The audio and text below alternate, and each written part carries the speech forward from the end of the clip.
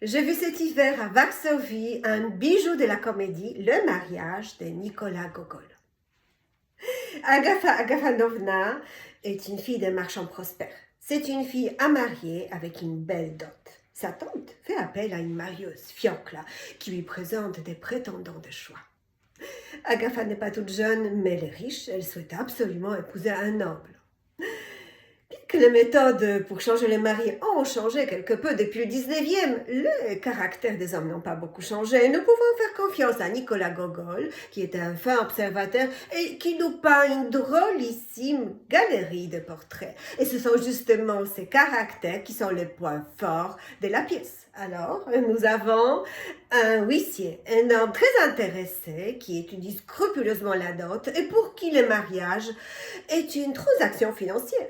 Nous avons un officier à la retraite qui souhaite absolument épouser une jeune femme qui a reçu une belle éducation et surtout qui parle le français, alors que lui-même ne parle que le russe.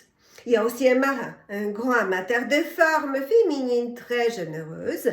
Et puis il y a aussi un haut fonctionnaire, un homme très timide, incapable de prendre une décision, manquant totalement confiance en lui. Bref, ils sont tous un peu bizarres et personne ne parle de l'amour, même pas la jeune femme. Ils sont poussés vers le mariage par les conventions sociales. Certains espèrent une belle dot, d'autres une ascension sociale. Bref, c'est un marché où on vend ce qu'on a à vendre. Moi, j'ai vu une très belle version de cette pièce à Varsovie dans la mise en scène de Janusz Gajos.